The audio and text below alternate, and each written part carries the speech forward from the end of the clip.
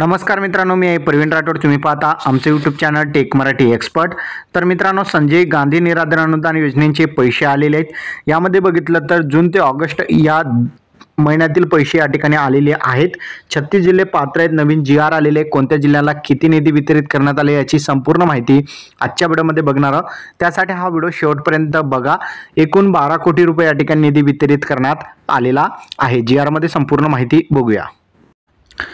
तर मित्रांनो, संजय गांधी निराधार अनुदान योजना आणि वृद्ध भूमिहीन शेतमजुरांना अर्थसहाय्य योजना जिल्हा आस्थापनांच्या वेतन आणि वेतनोत्तर खर्चांसाठी माहे जून ते ऑगस्ट 2024 करिता या ठिकाणी अनुदानाचे वाटप करण्यात आलेले आहेत.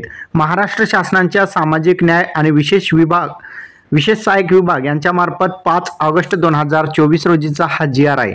या GR अंतर्गत सन 2024-25 या आर्थिक वर्षाकरिता संजय गांधी निराधार अनुदान योजना जिल्हा आस्थापनेसाठी 41,87,48,760 रुपये, तर वृद्ध भूमिहीन शेतमजुरांना 17,17,25,840 इतका निधी जो आहे संकल्पीय तरतुदीमध्ये मंजूर करण्यात आलेला आहे.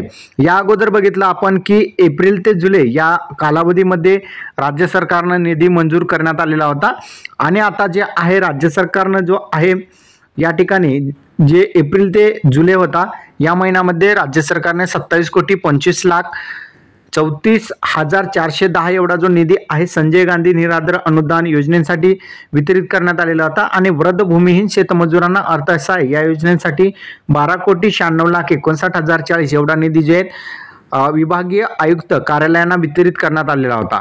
आता जे बघितलं तर आता जे पैसे मिळणार आहेत संजय गांधी निराधार अनुदान योजनेच्या जिल्हा आस्थापनेसाठी 8,94,48,950, तर वृद्ध भूमिहीन शेतमजुरांना या योजनेकरिता आस्थापनेसाठी 4,32,19,680 एवढा निधी आता दिला जाणार आहे. हा जो निधी आहे BIMS प्रणाली अंतर्गत वितरित केला जाणार आहे. आणि हा जो निधी आहे जून ते ऑगस्ट 2024 या कालावधी करता वितरित करण्यात येणार आहे. या अगोदरचा जो निधी होता तो होता एप्रिल ते जुलै, आणि आता जो त्यामधील जे महिने शिल्लक राहिलेले आहेत त्या महिन्यातील जून ते ऑगस्ट असं या ठिकाणी ठेवण्यात आलेली आहे. 3 महिन्यातील ज्या लाभार्थ्यांना अद्यापपर्यंत निधी वितरित मिळालेला नव्हता, पेमेंट मिळालेली नव्हती, पगार मिळालेला नव्हता, अशा लाभार्थ्यांना आता पगार मिळणार आहे.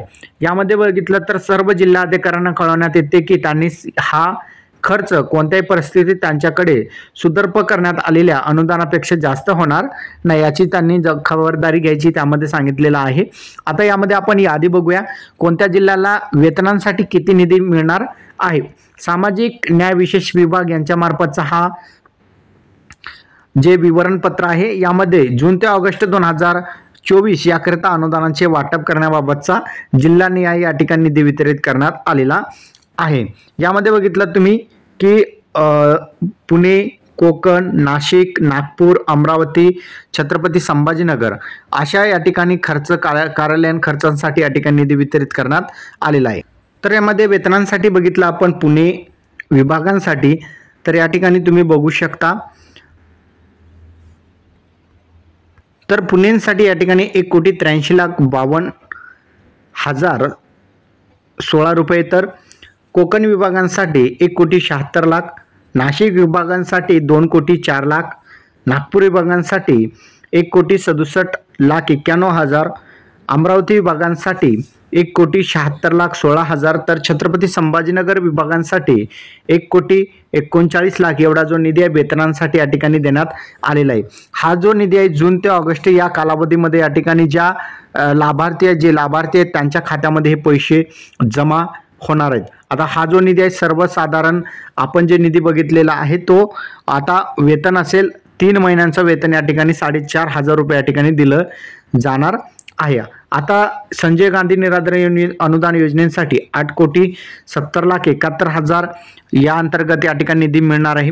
त्यानंतर बघितलं तर या ठिकाणी वृद्ध भूमिहीन शेतमजुरांना अर्थसहाय्य देण्यासाठी या ठिकाणी निधींचं वितरित करण्याबाबतचा हा विवरणपत्र आहे. यामध्ये सुद्धा जून ते ऑगस्ट 2024 करता या ठिकाणी अनुदानांचे वाटप करण्यात आलेले. यामध्ये 6 विभागांचा समावेश आहे, ज्यामध्ये पुणे विभाग या ठिकाणी 71,55,000, कोकण विभाग 71,55,000 वेतनांसाठी म्हणतोय, म्हणजे या ठिकाणी 4,500 रुपये प्रति लाभार्थी याप्रमाणे या ठिकाणी वेतन मिळणार आहे। आणि त्यासाठी या ठिकाणी 6च्या 6 विभागामध्ये या ठिकाणी 71,56,000 प्रत्येक विभागामध्ये 71,56,000 रुपये या ठिकाणी वितरित करण्यात आलेले। टोटल आपण बघितलं तर 4,29,31,000 एवढा जो निधी आहे वितरित करण्यात आलेला आहे। तर अशा प्रकारे बघितलं तर या ठिकाणी आपल्याजवळ हा चार्ट आलेला आहे वेतनांचा, संपूर्ण जे जिल्ह्यानुसार आपण अनुदान बघितलेलं आहे, कोणत्या जिल्ह्याला किती अनुदान मिळणार आहे, कोणत्या जिल्ह्यात जास्त आहे, कोणत्या जिल्ह्यात कमी आहे, ते सुद्धा आपल्याला यावरून समजलेला आहे। तर अशा प्रकारे बघितलं तर जून ते ऑगस्ट या कालावधीमध्ये जे अनुदान आहेत आता लाभार्थ्यांना दिलं जाणार आहे। हा व्हिडिओ तुम्हाला कसा वाटला कमेंटमध्ये सांगायचा विसरू नका। चॅनलवर नवीन असाल चॅनलला सबस्क्राईब करा। अशाच महत्त्वपूर्ण व्हिडिओ तुम्हाला रोज मिळत जातील। धन्यवाद।